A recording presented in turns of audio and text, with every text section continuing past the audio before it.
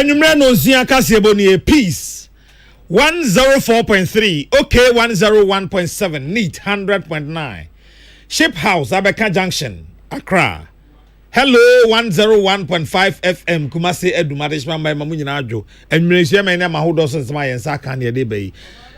Kaseboyi enam radio stations abro haso Ghana ne amanone ene ye dey to peacefmonline.com peacefmonline.com. Yeah, live our Facebook Peace 104.3 FM and a YouTube so despite media. And somewhere this someone nano di makotini be any. Omampani His Excellency Nana Dankwa Akufo-Addo achiremu say wusha climate change and ase wiemu sachira no a eya ho hia asase ye me ni di ho pa na empanifo nso ahyebo ntisika omo hyebo no esese omo giemu ne de ye adwuma. It is critical in this regard that the developed world makes good its long-delayed pledge to mobilize and make available $100 billion annually to the poorer countries. Defense Minister was one for Shabambo so Honorable Dominic Nitiwu achirem say aban enya nokre say Jubilee House no vigilante group bi yetete omo ho. It is not a true story and there is no evidence. I can assure you that Jubilee House is an open place, that you can go there and verify what I'm saying. Na edom kuma won mahebe dwam wo mo achirem se mampanyi enye mpensempensemu emfa ensem a yetete se ebia vigilantes fo bi yetete omo Jubilee House no wo mo nso so a wo mo aben expert fo no de adesede ato abanyanim se eniema bebreba ye kraba na abanhwe no wonye ho adwuma ne yente so ena aban so na konhomabo ne expenditure no nso wonte so. A lot of reports of the Institute of Internal Auditors. Read the reports and you see the expenditure lines, the wastage, what could have been stopped from happening. Opinion with that corporate communications and no Ghana gas or NS Owusu Bempa. What they are to Ghana for him saying Sembia and Namon from Ghana gas for ne Elembele District Assembly woman Tamonyano. Eyebusimuka eya tronti ye muntungu Child Rights International for their two teacher unions of one him say e ban say na yete ne say ye no an say na amene say mo se director general mo mpenu a na nkwada wo mo ye mfomso obanti a monko na monko kira de na nkwada no enye eboni bia ensem pii ka we no ho ene ye de somo se kasebo e wo Peace 104.3 FM so na yamfa sedama Osons chemist da mo de Osons garlic capsules aba edwaso omo an assign de Osons baby gripe water aba MTN say we there for you everywhere you go.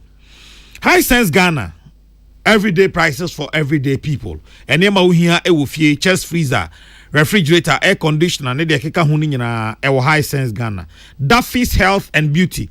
Ohema feminine mixture eni nuanom enwode enam. KK Pepra Roofing say chance ade bo danso bi a wo to KK Pepra ho no 10% eni ate free so ade ama wo. Say anwuku ada roma ena wote enka ene anwumre every Ship House Akan Junction Accra.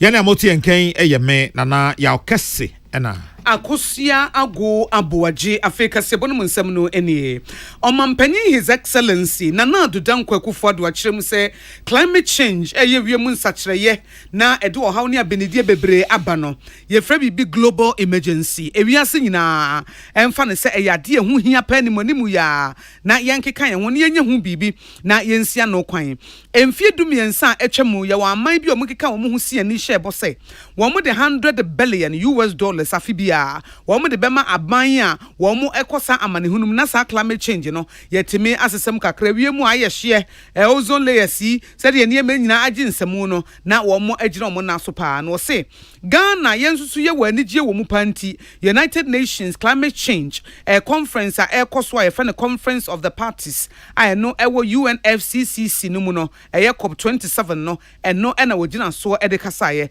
na mampanyi chemu se ye dane ye ho de na so bia aduro ne de sikasam as a set bosha wo mo hye nyina wo mo dane mu ma na sika ne timi flow se ya eba se ya wo mu se sika mpedede de na nso we de ehia dede pa na ye nya sika ne de ya adwuma na aboa ama aman a wo hye wiem nsachira ya aba enye nsunsuanso ewo kwadwuma so yensase ewia ebo bebrebe ne niema bebraje nsemo no sa sika etimi aye adwuma no nti mampanyi se ba bia duru ne de wo kai sa man ne nyina se wo mo bosha wo mo hyeye efa sa $100 billion a fibia de be ko climate change no ebra so se sika no wo mo jemu ma Today, extreme climate occurrences such as severe precipitation and flood, as adaptation costs continue to outstrip current international public finance flows, we must, as a matter of urgency, mobilize and scale up adaptation finance inflows to ensure that vulnerable countries are able to meet their adaptation needs. It is critical in this regard that the developed world makes good its long-delayed pledge to mobilize and make available $100 billion annually to the poorer countries to assist in the fight against climate change and commit, as agreed in COP26 in Glasgow, to doubling resources for adaptation. Furthermore, it is plain to most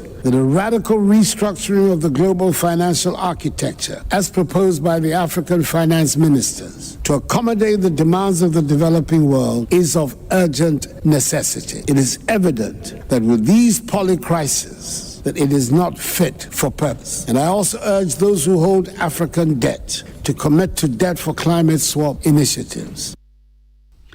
Omampanyi His Excellency Nana Dankwa Akufo-Addo Obapa na abena nchi ene dia maneboyi ebahe. Institute of Chartered Accountants Ghana Afresia Muanopei ama wonu mo sese adwene dia fa Ghana sikasem ho ahwene a ebetumi aye sabre ya yakwa huhia mu sebe ya ye ho ebehenhan yen kakra na ebra wo fresh adwumadi na nhyiamu yi no ensema omko kasafa ho ni nyina gina kwan a ebefa so atena se e wo bra IMF fofo edu omo asan ba bedom Ghana biom na omo beboa yen ama yatoto sikasem na enimdefo eba ye bi eye opene a wo kire emra na afei osan ewo nimde e sikasem tutuye mu ye fa no Dr. Abdallah Ali Nachia wono ena wode atu dwase onu mompa de ogidi se aban ahihye nema bebre flagship programs no free school senior high school 1D 1F we sa nema ni nyina no o se onu mom de ogidi passen ka aban pa onfa na ho odi nyina enwu one district one factory no so na hono beboa ama yetinya nya nema bebre a enhia se bibia ye bekra e de aba oman mu. The next is for you to look at expenditure management. A lot of reports of the Institute of Internal Auditors, read the reports and you see the expenditure lines, the wastage, what could have been stopped from happening. Now that is not dealt with, then the Auditor General will pick it again. And we see all the reports of the Auditor General.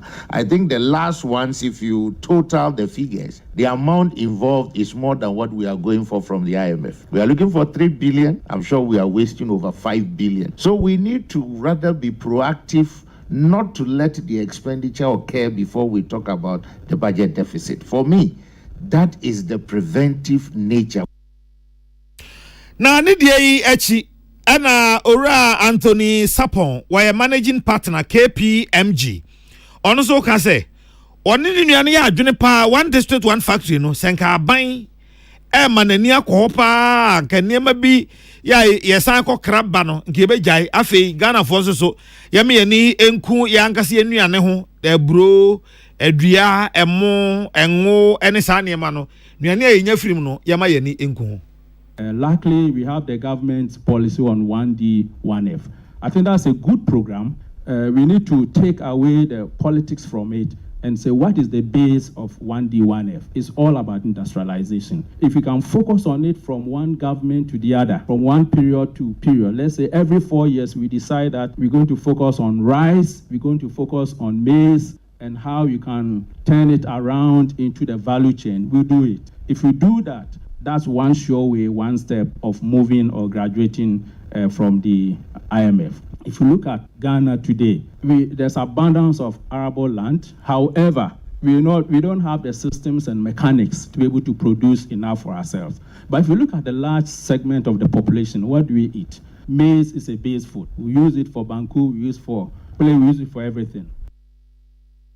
Na enwachi na penina wada Institute of Statistical, Social and Economic Research ano ewo University of Ghana Professor Peter Kote enso so ka se enema board ye din na mum e will be betimi aye. We would go to the IMF unless we change the structure of our economy. The fundamentals of our economy is weak.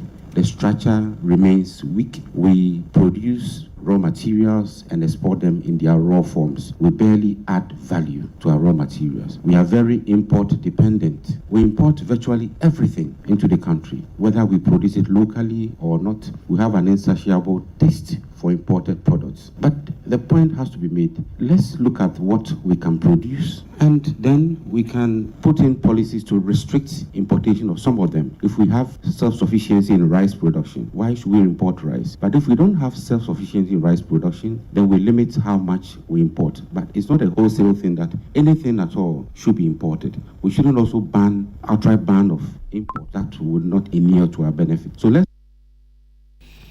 Penia Okasa Professor Peter Corti, Patricia Sefa Fisher, Sehi Beyonce, Oneboano Edemaye. Yeah, Queen Nima Edom Kuma Wama Shebejam minority in Parliament. Womudia de Sedia to Mampani, His Excellency, Nana do Dankwa Kufuadu nim any defense minister, ni interior minister nim. So Womunki Kawomu, Nan Sebia yet TSF vigilante training sibi. Koso ewo abayatna ye Jubilee House no. Yanyem pense mu na yen sonne so ni hu nukura ewo mu. Every say atisem bia trebia sa atisem no na nukura bi na etato. Etu o matete say party nkrofo bi ya tete wo mo se be ya 2024 elections no wo mo ebebo mo enunti ranking member on the Defense and Interior Committee of Parliament Honorable James Agaga wono ene de sansemi etudwa. Our attention has further been drawn to an expose by a Ghanaian journalist based in the USA, Kevin Taylor, which suggests the recruitment and training of mercenaries by government operatives based at the Jubilee House to cause chaos and mayhem in the country and blame the political opposition. In the expose, one DCOP Asare is identified as the officer in charge of the training of the mercenaries at the Jubilee House. Photos of a truck with a container mounted on the trailer, allegedly used to transport a cache of arms meant for the use of the mercenaries, is displayed. Na Honorable James Agaga to asubiem sa soafo a wo mo ewo National Security Interior and Defense Ministry hono wo mate se party nkrofo no masesa wo mo de wo magu military ni police mu na wo mo amfa enhyehyeye papa so. The minority in Parliament feels discontented and alarmed by the politicization of the security services and the armed forces under the Akufo-Addo Bawumia-led government. This unfortunate phenomenon has contributed to low morale amongst the officers and men of our armed forces and the other security services. The politicization of the security sector manifests itself in first, the mode of recruitment of personnel into the various services. Most often, unqualified personnel who are politically connected to the NPP administration are the ones who are recruited into the security services. In other words, meritocracy is no longer applied in determining who qualifies to be recruited into the security services under President Akufo-Addo's government. Now, obewie kura eno ode tu dwa sabedwafo ehwa abato so the Electoral Commission opanyina wodan no ma Jane Mensa wo ma ho kwan ma Ghana card no enye eno na obegina so ama 2024 wode ato aba. Dubious plot by the EC and the NIA to manipulate the data of registered Ghana card bearers in such a manner that will effectively ensure that several Ghanaians in perceived NDC strongholds are disenfranchised. If the agenda of the EC to make the Ghana card the sole identification document for purposes of compiling the voters register were to materialize, flowing from the above, the minority is fortified in its convictions that any further move by the EC to make the Ghana card the sole identification document for the purpose of compiling the voters register will disenfranchise millions of Ghanaians, a move which will plunge our beloved country into a major political upheaval with dire security consequences. Way and summer ranking member on Defense and the Interior Committee of Parliament, Honorable James Agaga de Tudja, Emma William Gentuni, Emmanuel Akole, Edi Free Parliament, Ebesumye. Yo, Yanko Ahomaso, na Ashechefo, Kabum Guahudro, Jina Wanuma CSA, Director General, for ya, ye no, Wamabo Newswoti, Bati Etiano, Yegodi, and Ho Enkomo, King Ali, Audu, Checheni, was saying Penia. What also a dash a full club by consent teachers Ghana. King Mayo. Yeah. Boko there. Uncle Pando no Bible. Yo. And mo share nkomo bi ase e ma yenya nte ese ne nso so mo beto aso anye bia mo timi ene mpanifo ahia ne na ekosi sei. There be in a meeting no yanko. Ade. Yeah, the said nra ye Ministry of Employment. Eye nshimu. Na Minister of Employment ankasa Honorable Bafwewa, any Minister for Education. Honorable Yalto Dichu, no money na timubi. Na yes, meeting na sibeye no mi area. Yet na mwa manubo be no tia. Na yintumi enya solution. Nka family ni na ajetu mu se. Enne no mi no, yen samra ne ma meto aso. Ye wo your offices. Ya beboa ye ho akwa Ministry of Employment akwa to aso. Ena yen saka kata free Ministry of Employment say omo no mo di asam no ekọ labor commission. Nti so mo di asam no ekọ labor commission dia. Na hu hia say ebekọ Ministry of Employment akọtena ho akọka bibia. Na wo say ye twen na nya invitation from labor commission. Nti ye two ways ye twen say labor commission on be frey na yakọ to asam no so e labor commission. The Ministry of Employment na no yanko ho. Anya krata free labor commission. Yen say nyanka krata dia. Okay. King ebi mo aka say gina mo sie. Enye say bia marketua na akam. Enye condition of service na mo pre. Enye mo teacher fo a ebia marketua akam na wo mo nsankaye. Enye mo teacher fo a wo mo promotion wo mo nsankaye. Enye mo teacher fo a ebia wakowie ni degree bi na say ya upgrade ni salary ma no nsankaye. Appointment am employer aye. Na mo se mo ntia se nti se mo gina we so na mo ka se mo ate atua na che se mo na nkasa no ase mo de bad faith ene akoma bone ene kokko bone na mo de ye sa gina na sa de we mo ye enam rakwan bia so morally de mo ye nyefe wo be ya no sen me that me bre say ye ka bad faith asem any disregard and respect for people in the Minister for Education no di kan. Na kai when you say bibi emu no say train pra body na aka no mfa so bi ni so Ghana Education Service no a body of professionals a teacher for na from all sectors of GES including educationists omo university and they are appointed omo to administer GES na PCFM ejuma amu ho sisi ano ejuma no fa pem ejina nipa odi enim ejuma bia ne fapem ejina nipa odi enim se wanya nipa na owo nimdie ewe ejuma no ho a oye tried and tested ejuma no enkoyi de bia meka so oba Ghana Education Service there were more than 280 directors right from the district to the regional to the head office. So directors in professionals. They bring a leadership in education, administration in education, any they can be a PhD and what have you. The Director General no on no better no what should say the Biabekototi. No one could Director General or no he knows next to nothing about education. The bear the Ukrainian condom that respect our Director General of Ghana Education. In some now would be kind no and no a recurring things are Afibia and Eba. Afibia promotion back. King. Me too. Pasho. Ebiswa edi wasma okay. Now wo patch say ano ye be Director General Ghana Education Service one free directors now omo wo hunum. The year can say ye be Director General of Ghana Education Service I was Director of Ghana Education Service no. Or ye an educationist. Asama ye kinyina no. And so ye educationist. Me bacho no. Yes. Ejina mraben so. So uba your friend is Ghana Education Service. There were a collective agreement you negotiating. the position of the Director General is one of the ranks I am negotiating in the Ghana Education Service in our collective agreement. Okay, say yeah, negotiate a more wine, more teacher for na one negotiate and a wine. Yeah, negotiating with the employer and signed in 2020. Signed by the Minister for Education then, Honorable Matthew Poku Prempe, and witnessed by the Director General of Ghana Education Service then, Prof. Opoku Amankwa, and the CEO of Fair Wages then, Dr. Kwapong. We and then signed the collective agreement for and on behalf of government.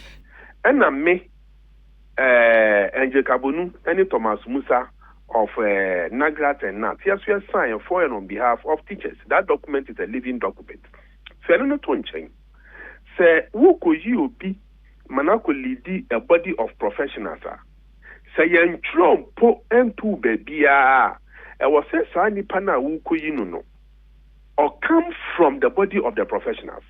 Into me and me as such a training, it would be totally wrong and misplaced. So will be appointing me.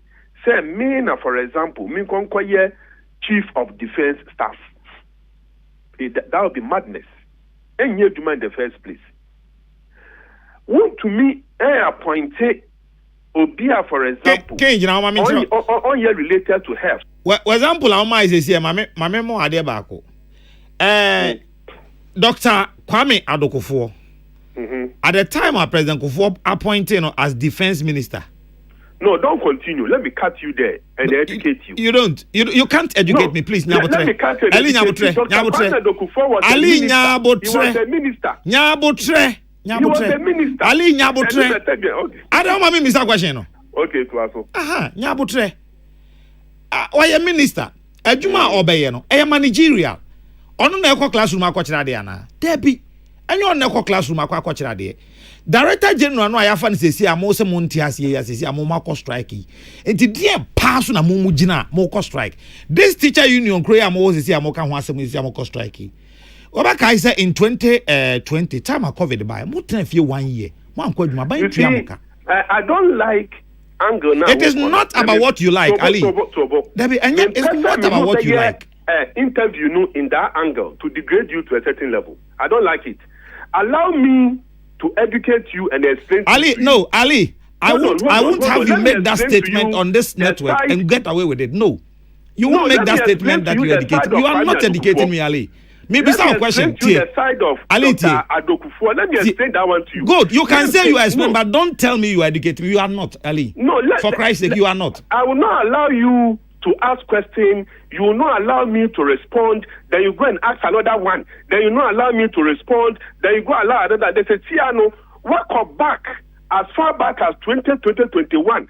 Far back say during COVID time, teacher for and go school by a muka. For God's sake, I mean, what kind of journalism are you doing? I said we are Ali. Anybody that someone who can say Ali. If you ask me, Ali, the kind of journalism I am doing is the responsible one. That is asking you responsible questions. If you think that my questions are not responsible for you, you can go ahead and answer it the way you want. But you can't tell me you don't understand the kind of journalism I'm doing. I don't understand the kind of teaching you are doing, Ali.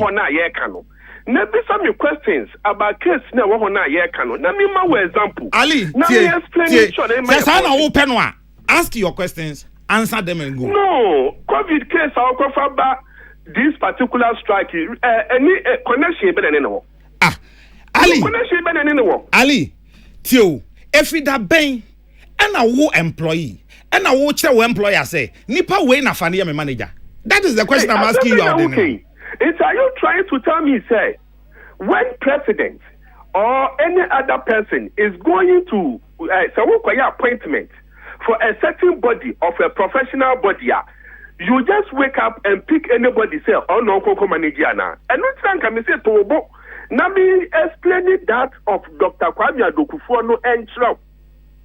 Now president appointee Honorable Matthew Opoku Prempe, a medical doctor as Minister of Education. When I react here, it is I won't see at my enter the role of a minister, enter the role of a technocrat. GES is a technocratic institution. The Director General is the chief teacher. Director General is a teacher. And Director General is supposed to lead a body of professionals to implement policies for the ministry.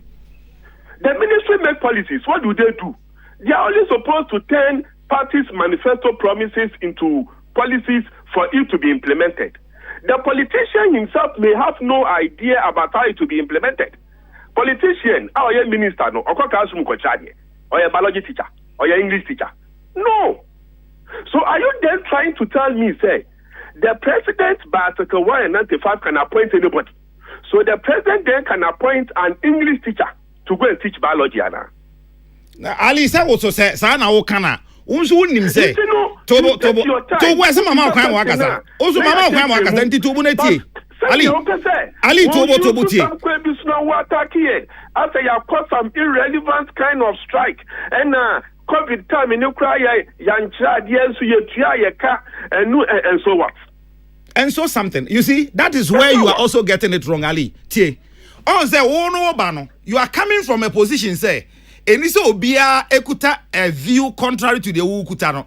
And then I will be some say, and so what? And so what? Na me catch out say. If it have been an educational Ali, oh, mommy, example of government appointing a biology teacher. Only means to him say, and your government humanists or appointed subject teachers. And these are all kind examples. No. President appoint a director general. The director general appoint teachers. Ali. So who is appointing teachers? Yo, yeah, but I was saying you say. After we no. Educate you no. Yo, educate you honefa Ali. Boboni way the enfa indicate me. Educate you honefa. Asma mi bisa ono. Asem tietia. Etu ne menya adwena kasa ono menya adwena wo educate me the way there. Education way the Ali mempe. Wada roma. Ken Ali Yaudu. Ya da se anwumre. Na ye tonso a Child Rights International wo mu de krata ba bontenfa nat nagrat ena consent teachers fo a wo mu so wo mu nkyira di ena Child Rights International say we di obesrem panifo a say Director General ye no ama Ghana Education Service na nam so a kyerɛkyerɛfo so wo mu mpɛ no eti ayi nti wo mu nyina abandon classroom wo mu nkyira de no wo mu so we di ensem fata kura wo say wo mu se wo mu sympathize wo mu se de mo pɛ no mu nyae de nanso eni kwan se yɛtena wo ma nkwada abrɛ efisa wo boss na wo pɛ no wo nya sa boss no na wo kyem se asukufo dodo no a nkwada yi wo mu nyina atifie na se wo hwa obi a efa administration appointment disagreement ya edam mo ne aban ntemo no eni kwan sa akwada oye innocent child no ono ne maame akotua school fees anasa akwada na yede naba so omesua de no wo se yayi Director General bia mempe no nti me nkokyera de na eno no wo kyem se yenyina yedwene yeyi edie ho de nanso se wo hwe ye constitution a wa kyerem se enkwada yi edie the best interest of children eno ene se di kan wo bibia mu enti emfa wo se ya appoint Director General wo se wo mpe no wo classroom ne de yekoso a kye wa de na wo ne aban tenase na wo ne aban enka wasem Child Rights International kyerem se wo de adesade eto nat nagrat ene CCT fo se wo mu san kɔ classroom biem no mo nkɔkyera de ebro mu guso ane aban eguso a edi nkita ho fi se enkwada ne nyamfumso bi ya so mu bedi emia efa de ekoso no na wo kyerem se very welfare principle section 2.2 what Children's Act 560 1998 na kyerem se ade bi a ye bia ye mankwada ye die enikan wo bibia mu pa ebra asem bia kɔ court ankrankra enase enyumakuo anase body bit se bia na ate ne ade no bibia wo ya ma akwada ye tie no ene na enikan eti wo besre wo mu se wo mu ni so pepepe eti se ye Ghana fo isa amra na chichiri ye nyina say the best interest of the child shall be the primary consideration by any court, person, institution or other body in any matter concerned with the child. Eti ebre bia asembi beba akwada ka ho no esa akwada ne ye die ni dikan kra esen wo parochial interest anasa wo no ade bi a wo pe eti wo mo ebesese always children first enkwada na dikan long live Ghana we eya semwa Child Rights International wo mo so ediaba na akosi ansa na menekina ali ebekasara na wo ka story bi a minority for ka say aban we etete atutrafo bi ewo Jubilee House o se be ya fimpinu ene aduonu nan abato no mu no wo de ono mbekwa kwaye sakasaka asem we na onmunyamfo Dominic Nitiwool ayi ano se aban we bibi ede na koma so a na enka ho da na omo ni tirimu pompo da se wo kwakwa titi nipa bonifo bi ase de enkofo ne nam a wo mo eka no sasem no no kure bia enim ti obi obati bia omongu. That's been because it is not a true story and there is no evidence, I can assure you that Jubilee House is an open place, that you can go there and verify what I'm saying. In fact, you can interview, go to Jubilee House and interview the security personnel there, or anybody who works there, or anybody you know who works there, or who has visited that place, and you'll be told that there's nothing like that, and that this is the imagination of the minority in parliament, and people should disregard it. We have not done that, and we have no intention to do that. NPP is more democratic than the NDC. We believe in the tenets of democracy. Our tradition was born out of democracy. People who believe in democracy, and so we'll be the last to trample upon democracy. We'll be the last to organize tax. You put the two parties together and see those who are capable of organizing tax. Na enwachi na honorable Dominic Nitiwul can say so because aban SSA party for e de awura bambo nyuma mu oga na say na say nipa no onim ne awoka. And of the wealth that recruitment into the security services, particularly that of the armed forces, have remained at the highest level. And as I said before, you cannot get your way through the armed forces and be an officer or a soldier if you don't meet the criteria they do set up for. And for the avoidance of doubt, let me state that to be an officer in the armed forces, there are 6 stages that you need to go through. And none of these 6 stages can and will never be compromised.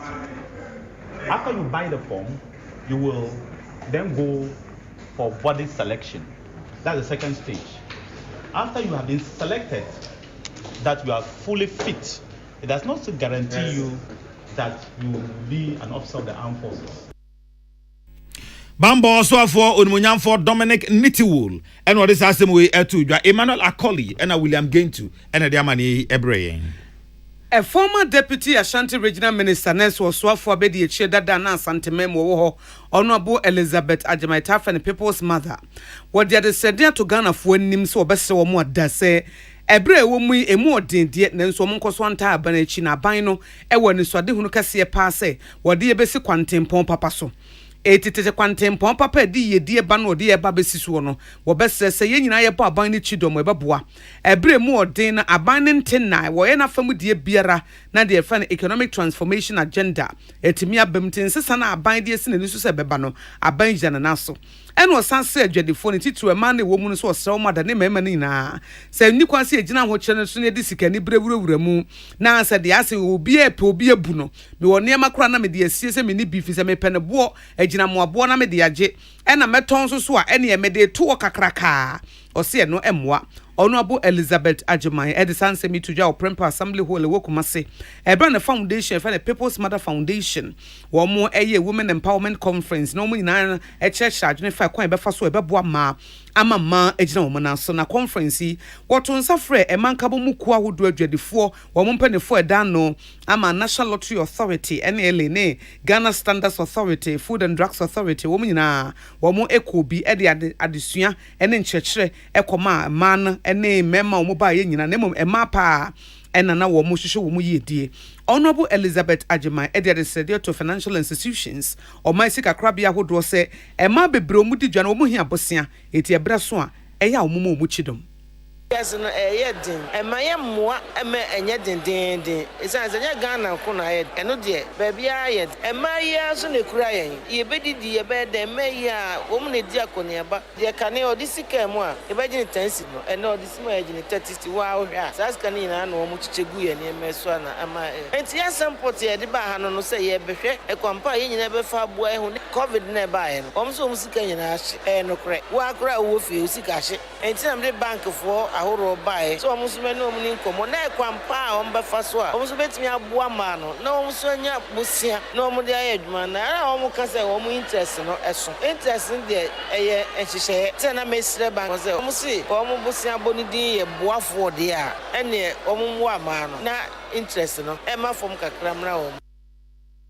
Honorable Elizabeth Ajimai mrebi etwam no ya santimantem so afọ abedi echi sabre People's Mother Foundation wono na ate a wode ebo ama ene kasa ye wo wieye na oba hema wo ayeduase na ya asa ena afenso opanyina ono ena eda FD ano wasantemem Owura John Layi odel tete wono nso so ene Samson kwamenyameche etwehwe nkomo.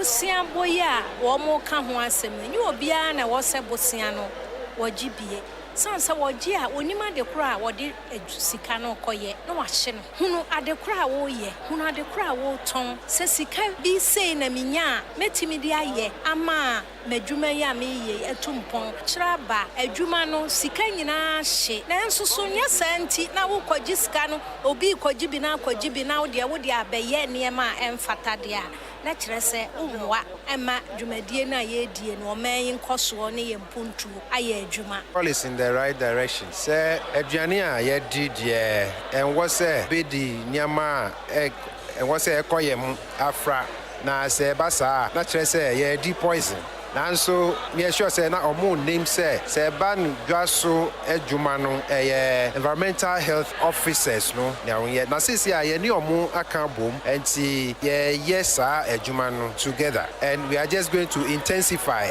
the be nu dindin this year because of Christmas a eba no we ye futuo a ayedua sehema nana yasa na asante mantem opanyi oda FD no owura John Lai ode tete wo mode ma ye ma no bofo panyi na wasante mem Samson kwam nyameche ede besom ye pani a wono na hwe nkitahode so ede ema Ghana Gas na so usu bempa ede atudwa se Ghana Gas ene Elembele District Assembly no mentime ho ase bia eni wo mo entem na nansen sikasam ho nkomodie bia ebaye ena baabi ankoye yie anante ase amafa baabi ena nkofo bi so atwe a wo mo de nam a wo mo nte asem no ase and our friends and Jofo Inshemu ewo enkran. Ya Ernest Ousu Bempa ene abanka chipeni a oda Elembele mensina no nyamfo kwezibonzo. Womo ene nense Jofo kasa ho ena Ernest Ousu Bempa ede sa asem we etu dwase. Asem bia ne nkyerechire mu anhye dan kwankoto asumu papa. Efa sika bia Ghana Gas etuaye ede ma assembly no ho ena ema sa directly ni nyina ebae. And we have never had any problem said here among for perceiving. Nemu no inchuasho a payment to the district assembly Ghana Gas sika itua de manwa district assembly na this kind of mano na say the music can change mu no sentiase aye dwuma mo bia hunu ba bia tuo da atwere na akotwere na emom no let no political party take advantage as if the Elembele district and as a Ghana Gas company any omo ewo enchiwahwe na ye no omo ntawantawa bia ni ba bia na emom no it was miscommunication asemwa by kwesibonzo knows that and it was an articulation of Ghana Gas corporate social responsibility. Yeah, no constituency hall, and no projects assembly no need anymore. Yeah. Ernest Ousu Bempa assigned to Asoka say. Onka baby ya na nya no kranso so da say Ghana Gas etua 8 million Ghana cedis. Edema kwasibonzu no eto no na account mu. Ne mu asam ne say. Entokua to property rate ena Ghana Gas etua 4 million. Edema assembly na no pokra no when tuam fan to DC in account mu ne mo ya assembly no account mu ade amu nyina nsenkrefo ene mo ba ye mo hono kure wo mu let we set it record straight say Kwesibonzo has not been paid personal money as is being said ye cannot twina basa ye screaming headlines that those monies were paid to the district assembly of Elembele and I'm sure say Ghana Gas our audit can confirm that and of course district assembly of Elembele can confirm that and we are telling our political opponents we don't have any problem whatsoever said people want to say we are Ghana Gas is giving Elembele district some free money to go out there and use it for political he said it's been said it's absolutely wrong and it's not true na ne kwakwa mu onmunyamfo kwasi bonzo ono so eka ni onim efa asem no kan say Ghana Gas eba pom ho no on my input dwuma pi ene adama omanfo no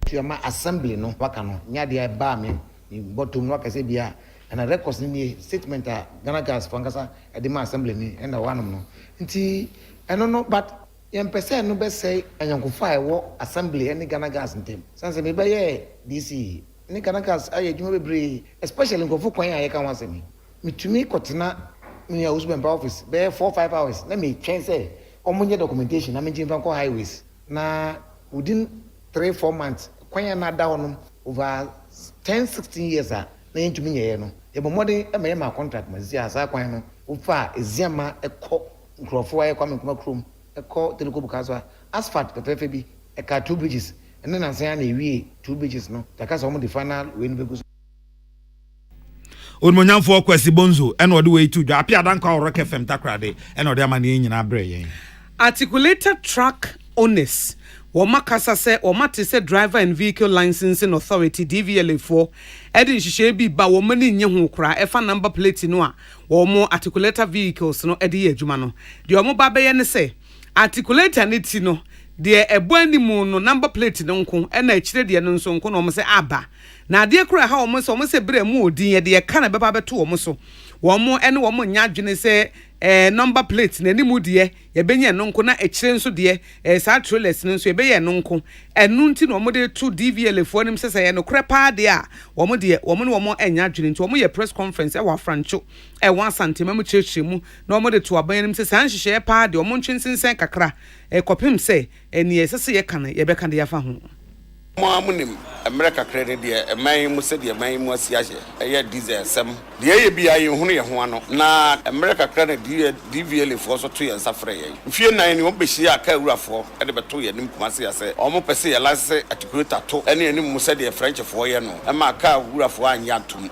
ya the 2 women him say na say you no tanker for nka ho we say ka say balance the car to dia e say tanker for so ka ho na French for mo na say car to no animu a omo ntua tax ye han so de etua income tax first quarter second quarter third quarter fourth quarter it is omo de ye beto French for ho de a omo hwe hunu say omo ne aban atena say aban income tax no aka wura fo tua ni nyina no wo de be che na balance the car no le say free dia e ni ho asebia me eye enkra na metuama nana ado woni ne mpanifo ese dollar enwa ye dia koko isusu ye de kwakofa dollars aba kohwe bush ukoko egu onu mu a april kawo na bia mbeso kwakofa koko no kawo na fo ye huna mane ye ka no se edua na ya paki miensa enan na suo we na ye te won ye huna mane a DVL muse yensan ko lansi ka no kura mu ye ntimi entuatua ho sika ndi yesra aban trailer de yan lances na yan lances sina trailer na mo ka se yan be lances no de medi she DVL phone no e tribune se kana e yi ne Ghana port no yes ka e tua no no e doso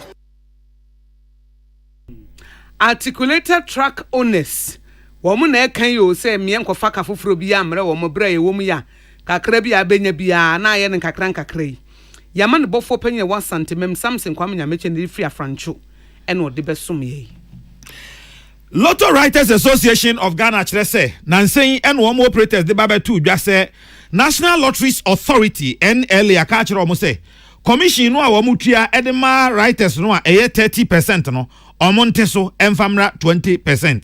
Emma ampa Ghana Lotto Operators Association and a private lotto operators almost so eba be board euro e catch writers ni nyina se fi nekro commission no omutua de ma omo no a 30% no omo entua sa commission no ebium is omo teso e de aba 20%. Ene lotto writers no so enkabom kwa friends and jofuo enhyiamu na owura kwakudu atawia wono ene wo executive secretary edema writers no ene okasaye na sem ene se na numu obi kra na nka omo commission no omo je no na 35%. Ena writers yi omo ne operators yi tena se di nkomo a bra na operators na be pa omo che ose da bi omo nte commission no so na emra 30%. Ena omo te ase sabre ya ho kira ba obi a twa ne ho a entwa no ena wo ba bete so no omo kra de omo nim se nke bia NLA kra ba be kan kire operators ne se ko omo ntum emfa nko 40% ma omo na mom se NLA aba be kan se yantu omo 30% ne so mra 20%.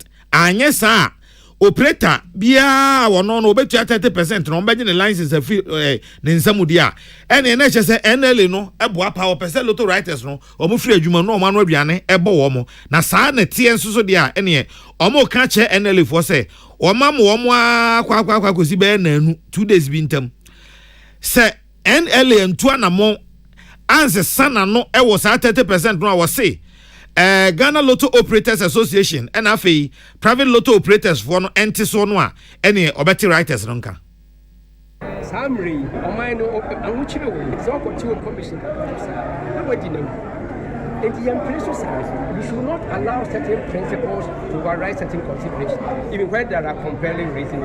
And the almost found quite in people who say, you need the partner, let's do it with human face. Almost reverse it at Nasana Friday, problem. You are in abnormal times, and you don't have to do this to your fellow human being. That is the message we are sending to national. Na lotto writers ni bin so a wonom ekos and jofo hia mu yase ne ekasa fa gina no National Lotteries Authority SCSA wonom nte obia writer bia commission so emfi 30% emfamra 20% no wom so omobonyo so National Lotteries say chow anka 40% kura say anya ye dia e ma 30% ne say no amani nyina hwa yes sir you we could demonstration the whole Ghana am obi hu say any abre say two a lotto buy no ye two muta Ghana ti aba no say on na eteso a omla bi mehu na ehu ba percentage aka ye 30% that's all sabati so about 20% there na me ya bisa aban say na o pa che say Lotto writers ni bi eno no sika ayim ene Mavis ayensu ena edesensemi ebreye Kasebo wutie free peace 104.3 FM so ebranso se edemadwenche ne bana enwumakuo bi na amane edimo 21st clinic no were sciatica expert ena sciatica expert nanso eye 21st clinic na sciatica yare no eye woto ase ehya ase free usisi achi na afamu a na kawa kawa ma atena se na apese wo original obi wo kro wontimi ntena ne to so eti sciatica no wo wotade ayi sika hye wo back pocket ni ade ni nyina ha dwene eno nti ye besre se bra na ye nhwa wo ntentem ye wo more than 15 branches wo Ghana ha enye no nko stroke so ye beboa wo papa ne ye ho adwuma diabetes ni hypertension de ye tene se te 21st clinic for womuna ebo adwuma 21st clinic o yes sciatica expert na sciatica expert ye 21st clinic no friend no o sciatica research center e wo East Legon a wudru ho a ebeboa wo 0540311311 0540311311 0540311311 Remy Natural Spices emeduane ye de Remy Spices no rappers ya men to ntwene ye de obi beko Dubai Wunya Remy goat ya ponche krakra chicken jollof ni stew de no a any spices aka ni nyina Shannon so se consolation prices bebre ho aye de beche Remy 4 and aye de sa Remy Natural Spices emeduane ye de anwodin wom Agbave Herbal Center de Agbave Mist Capsules a wo ye motim enframa agina wo ye mama osisi nyina ya wo ya Agbave Mist Capsules bema niema esane enna ya san de Venus Gotan so aka ho na Venus Gotan de jajajajajajaj se wo ye obi a osa ejeje wa na da bia me osa ba Venus Gota osa ntimi nyina no Agbave Herbal Center wa ya resafie e wo so wutom last stop freno e wo 0208130790 0208130790 and 0246595256 0246595256 nana yo madwen chene fa edi kan enie mama yemfa enu entwam ansana yakwakoje adwenkyere Daniel kwaku nipa tete wase Ali Kinali audu onya abotre wai onya abotre pa na sasmo no awo chechi mu ndi wote ase nana ya kese nyame nhira oni Peace FM fo pa wofa ke new plan station o say Peace News no size Eric Kwaku Buadi eno o se o ono de Kwaku bebe e nam ni bebe a nam de se won se yenhia kra o yenhia kra Nana Obrempong Kwame Fosu eno o say teacher unions ipade asana mo pesa mo ka kire yi mo pesa de asana mo ka kire yi enti mo ye betua mo ka bo so meso a na ye tua mo ka se mo ye adwuma na ye tua mo ka okay ezesi amotifie no mo hwe se bo so meso a aban santam sika nkonko tua mo ka se ya appoint director general mo bonyo so aba asemo mo atibida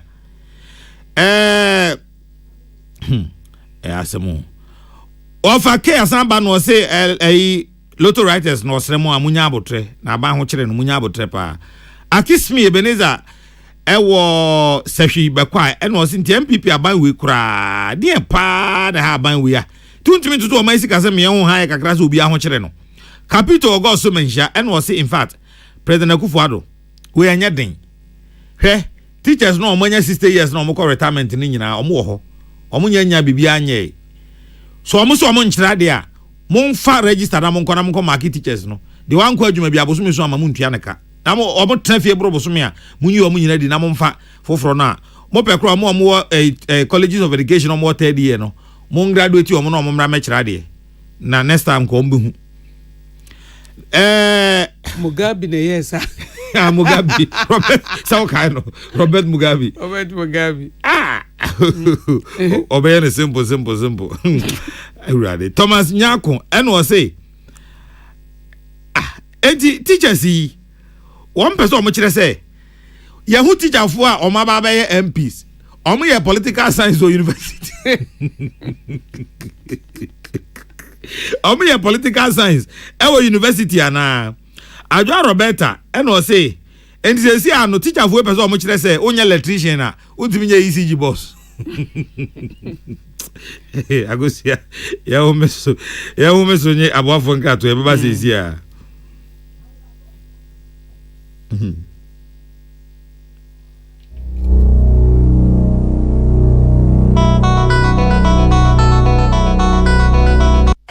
FM. Alande. Me say Alande. Adepe na Alande. Gonna pay Alande. Hey, finally. Gonna pay Alande. Do more your way on Ghana Pay. Send and receive money at zero transaction fees. Pay bills, buy airtime and data. Transfer money in and out of your bank account and so much more with Ghana Pay. Dial *707# to register for Ghana Pay or download the Ghana Pay app from the Play Store or App Store. Alande. Ghana Pay Alande. Ghana Pay. Your money, your way. This service is powered by Gibbs. Qatar 2022, here we come. The Black Stars of Ghana, Sayabio, Germany 2006, Yakoi, Peace 104.3, Yeri commentary, Ebrel, and what you know, South Africa, Brazil, Qatar Druso, Yasanko for commentary, Ram, Edia Peace FM, Hello FM, Tiafoina, Ankran Konya Jodifua, Upasamo Boma de Tondia Hutero, oh, Bumra Peace FM, Namufam Humba Bata World Cup 2022, Qatar, Yadi live commentary, I move Ram Emauno, na Yasan for what Tonio Mama, your baby World Cup, no, now you're the four, Ghana Voyager the way, Monfam on Tumamo Peace FM, Dianwe, now you're for Qatar 2022 World Cup, no so, and Tomamu. So when you home, so before Quenya so, now what boy did Tondia Hutera, Bra Peace FM office, and a year, Nayama packager, Ebema Nyomano, and Sutokra. Peace FM. Tune it in, turn it up, Peace FM, and rip off the knobs. Amade she mamo akwaba se mo beka ya break akranie ene ye beka kire mo se owura bi ewo sehwi pom ho ya wanya emfie aduonum enan ye fe no Gabriel Ayasu na wone ne yire eko ena akrachi bi a ono no de eja we nyame bofo ye se owura no wa na adwen se obobo ne yire ne ne matuo enti obeko age wo mo Samuel ansa wanya mfie aduonu nsia ene tu sa na mo yi enti ebra o pata ntokwaya na bema no ya nko obeku ne yire ne ma no wo kodem ena ne yire ne ka kire Samuel ise o mira de wakodem yi o kwa kofatuo no wa nsore hwa hwe ade ode be yo na enye papa ena okọ lata ejare ho se na ejare ho no abu agum enti akwa no freedom ho no ode tuo no ba no hu se akwa no mfe ene ne nsata no ode tuo no gu ne mfe ema ne nsunu ne nyina ko ba bia oja ne nago no doctor fo yiye ede be fa ne mfimu ho se be ya obeti bia ne na ho ne ade a ya be sere mo se mo kra madawro ma mo moayen na yenya sika engongo tua ma papa yi se be ya obetimi akwakoye operation no aye ho adwuma nyina na bibia akoye ede ama no amampa mo nso mo je yenso ema obi kra timi ma 50 pesos ebi 1 cedi ebi 2 cedi na ebi ma 2000 ebi 1000 ni ade a se be ya ye betimi ede atwitwa haje Samuel ansa enkwa ena Peace News yetu anamon eko ayasabia kese no aho ena wonum eko akoye operation no St. John of God Hospital ya eno ewo sehwi sehwi asafo ya ben asanwen so na ebra ya koye no kokoto clinical coordinator ya osan acting medical director of St John of God Hospital ho eno ewo sehwi asafo Dr. Edem Ayite na obisa Peace News ya nantes ye me ka se o ye nua be ma no abrantie Samuel ansa wanya mfia duonu nsia ntini enam na asem no afe na agya yetiefo adofo adawroma yenso yetietia nkakra yenya operation sika no ya nti ye ba betua se be ya obetimi anya kwan na waba be ye operation no ewo bra a doctor fo no e de ahye no na asemi eye Dr. Edem Ayite de dodo emo ka se nyame enhira Peace FM ebra ye nua awuku ado ene kwadwo prekese ya womo eye ya na musifo a ewo Western North ekoye na womo ene owura no ena busua kwa ya sabia ho no o doctor na nije pa se nyankopon enhira Peace FM se yetu anamo etise se ye de beji owura no enkwa Samuel yehwe no obaye niyem na ye no operation condition no dey buy no report late but the surgeon no wa ha no etumi operate you know man ho to no but ebejumre bi no e dey say ye bibi friend colostomy because of complications bi a esi now ebeju samre no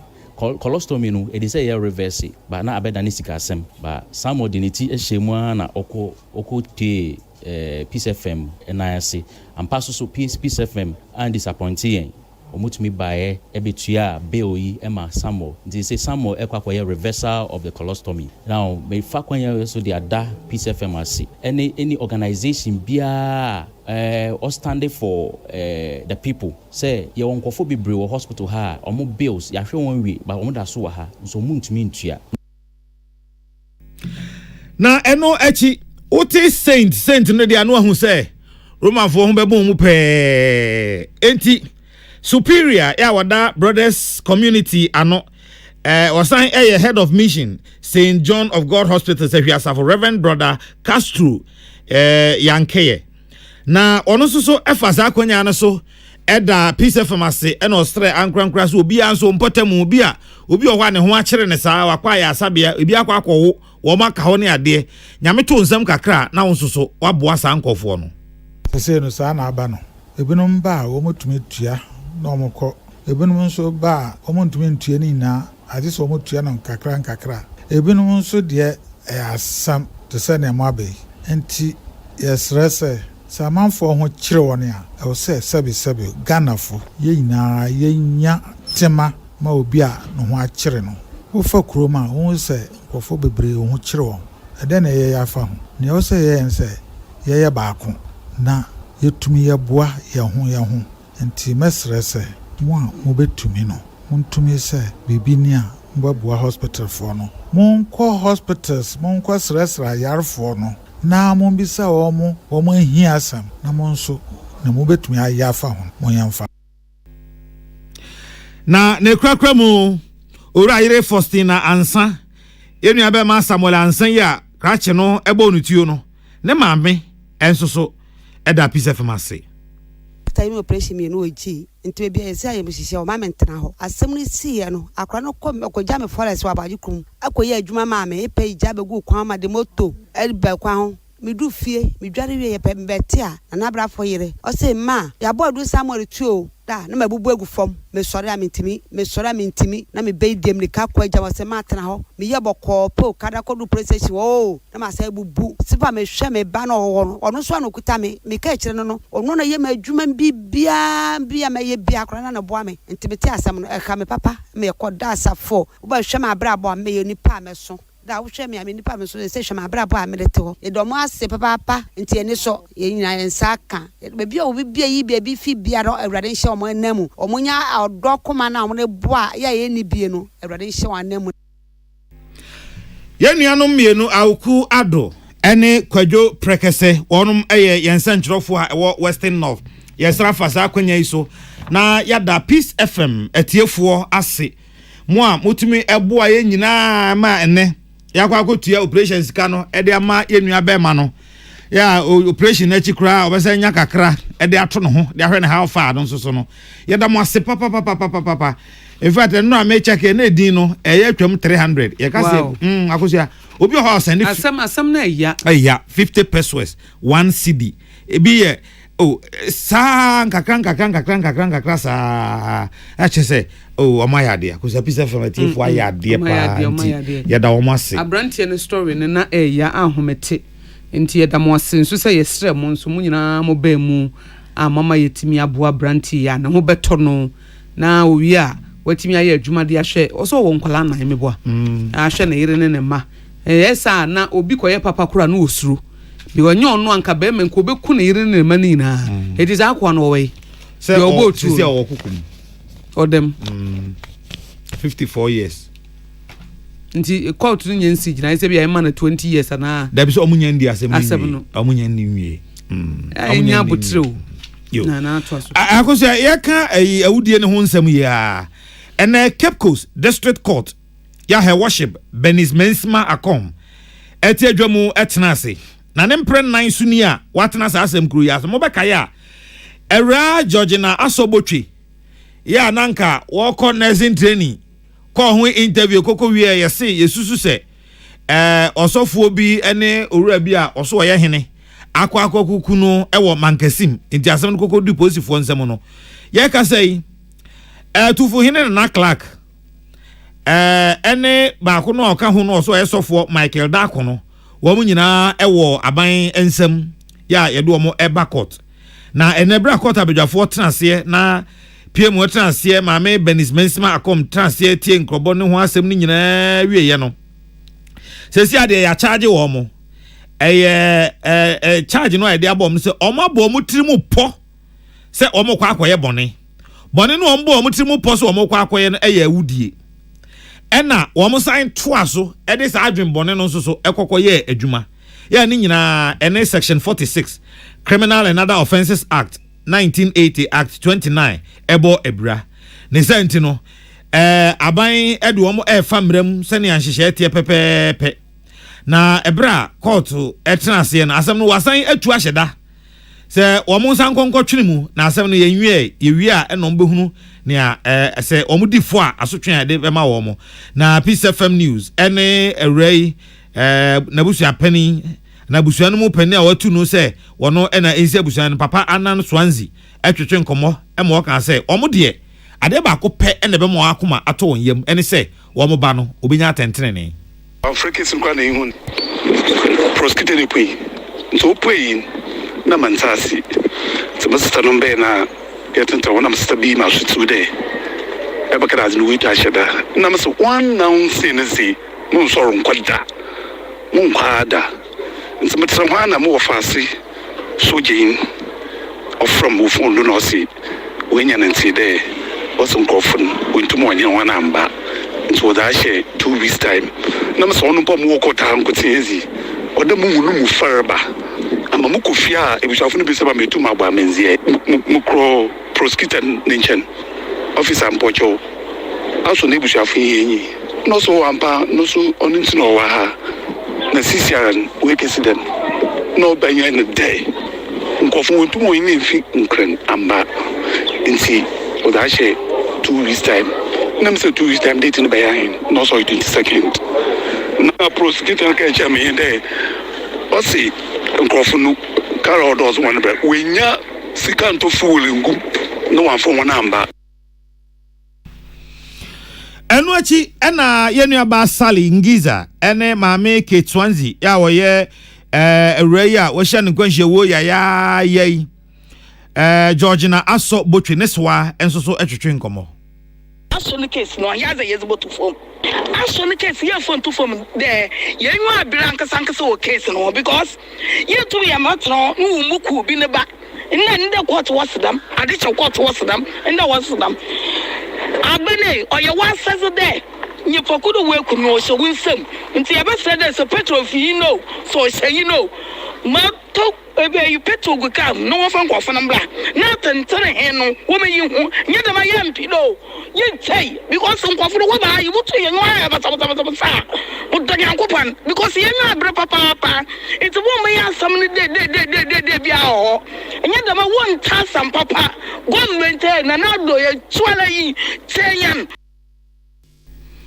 Sansem nyina ye nua ba salingiza ena edi free Cape Coast edi ebreyen. Nana yemfa sedama agbeve herbal center mo di agbeve mist capsules abedwa so a ebu ankasa ena mo agbeve mist capsules no ye funu yare eno ye Venus gota na ye funu yare no na agbeve mist capsules no de wo yemu atim ni sisi yare no ena eye hu adwuma ankasa agbeve herbal center wo so wutum last stop entifre no e wo 0208130790 0208130790 ena 0246595256 0246595256 ena 21st clinic eye sciatica expert nso eye 21st clinic na sciatica na chance flu sisi achi na afa woto ase na afa osre mu abesi unase for 21st clinic e wo 0540311311 0540311311 Remy Natural Spices so the nipa ba ko bibeko Dubai wo mo consolation prices be brain so ho a ye betimi e de aboa wonana kase ebo ne kase mu nyumaku a wo mo ebo ye chidom ni Oson's Chemist e de Oson's Garlic Capsules and afi Oson's Baby Gripe Water ebe so yasene MTN, we there for you everywhere you go. High Sense Ghana, everyday prices for everyday people. Daffy's Health and Beauty, Ohima Feminine Mixture, any Ninuanum. Dr. KK Peprada Roma, and Chance Edebo Dansu Nina, Yatitiso 10%. Send Mukui Ada Roma, and na Ote Yanka. I can come for Oti and can Mre Ayame, Nana Yao Kessi, Ena. Akosia ago abuaji yademu inase. Tune it in, turn it up, Peace FM, and rip off the knobs.